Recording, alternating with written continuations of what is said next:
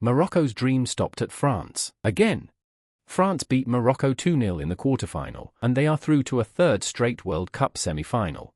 July 9th, Boston Stadium. Let's go through the aftermath. First, the match in a nutshell. Kylian Mbappé missed a first-half penalty, then he answered with a goal and an assist. Ousmane Dembélé added the second. And France dominated throughout, 3.0 for expected goals, against Morocco's 0.14. That is not a narrow win, that is a wall. So let's start with Mbappé, because the night belonged to him. And it was a story of redemption.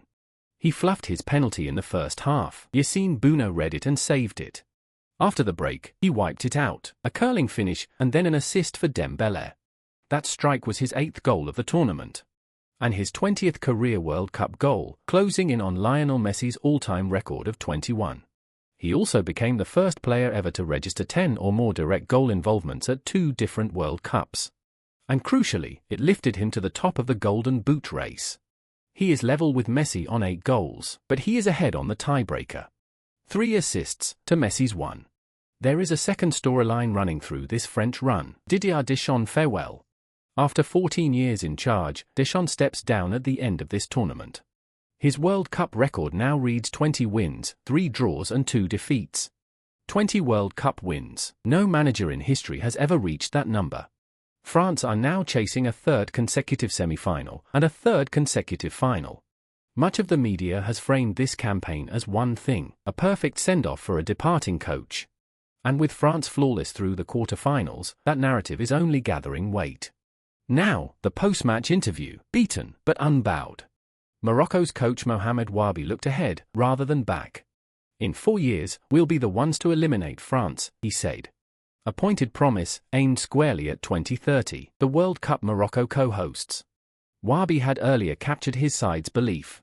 When people talk about Morocco now, they talk about a real contender, a genuine footballing nation. That's a great source of pride. He only took over from Walid Regragui in March, and he has guided this team to back-to-back quarter-finals on very short preparation. His stock is rising, even in defeat. Because Morocco did not go quietly. And the man at the heart of that resistance was the goalkeeper, Yassine Bounou. Bounou saved Mbappé's penalty, then he denied Mateta, then Barcola, then Du.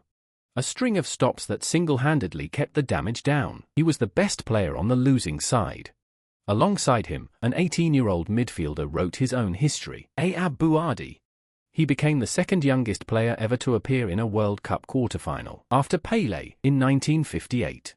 But the limits were clear. With their standout attacker Ismail Saibari sidelined by injury, Morocco lacked a genuine cutting edge. They simply could not trouble the French goal.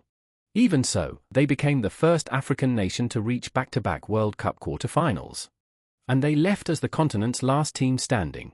With a home tournament ahead in 4 years, many see this as a beginning, not an ending. So how did the world react? The international press fixed on one thing: France's completeness. CNN wrote that Les Bleus play with, quote, a sense of purpose other teams simply haven't shown. And they said a French title is starting to feel inevitable. Nobody has found France's ceiling yet. Among the fans, though, the talking point was the VAR delay. Mbappé's penalty was held up for a full 3 minutes. And Norway's Erling Haaland, waiting on his own quarter-final against England, took to social media to grumble.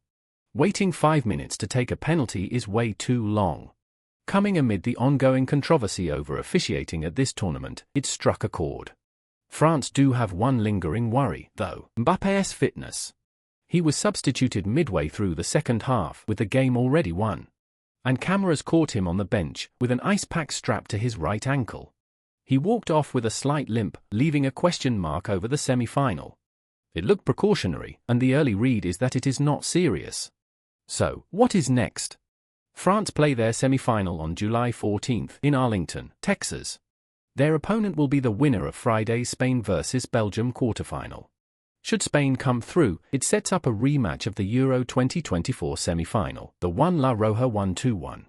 A perfect send-off for a departing great, a 3rd straight final in sight. A flawless France are 2 steps away.